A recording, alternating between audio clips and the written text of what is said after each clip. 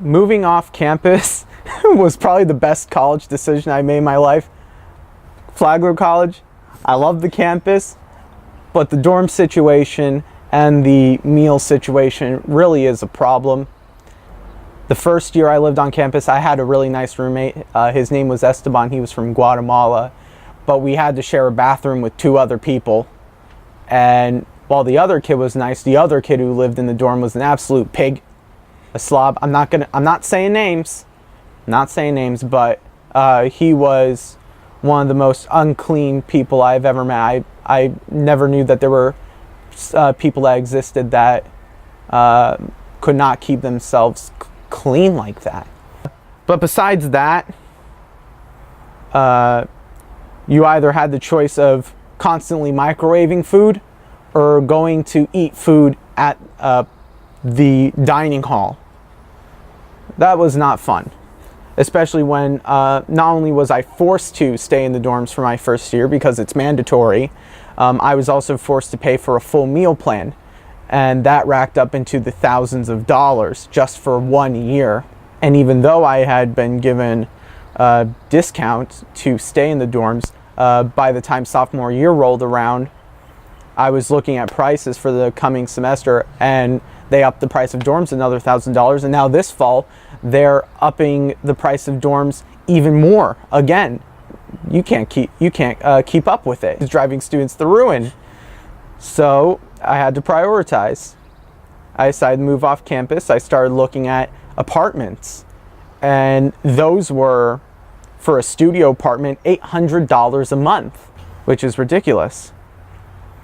So I was sitting with my mother. We were sitting and thinking, and she said, "Armand, why don't you just go live in a trailer park?"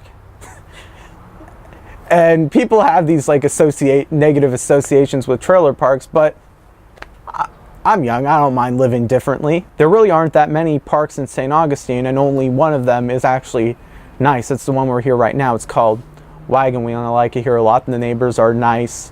It's safe. It's clean, and rent is cheap. It's $350 a month here. Renting wise, I'm probably the youngest person here. I get water, I get sewage, and I get the lawn mowed. I get to rent out this plot of land. I just had to bring the RV. And we ended up finding this 1998 Airstream land yacht. It's 31 feet.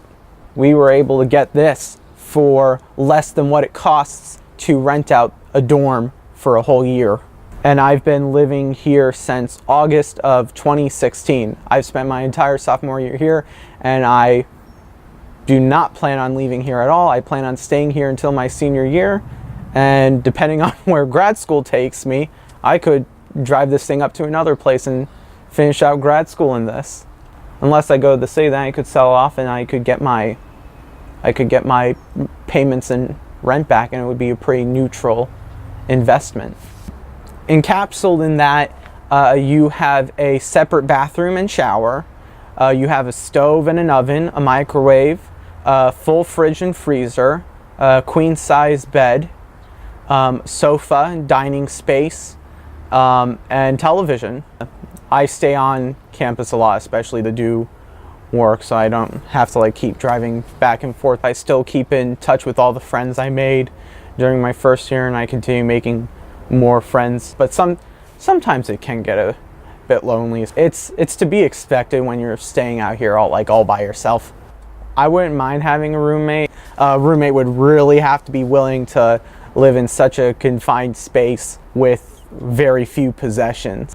But if they're willing to live that lifestyle, they could stay here for really cheap. The worst thing about living in an RV would be dealing with the sewage. Because it doesn't flush directly into a sewage, you have to drain the sewage tanks. You've got a really long cleanup process. You're basically going to want to bleach your hands and spray the premise with bleach. I made sure to fix that system so it never happens again. The best thing about living in an RV is that it just feels so liberating. It feels so free. Everything's within an arm's reach. It's like my Oh, and a little patch of St. Augustine paradise. Only one of my friends has come here. He can't see what I like about this kind of life. He said he couldn't live in an RV. He said he'd probably feel claustrophobic. Different strokes, different folks. That's what I say.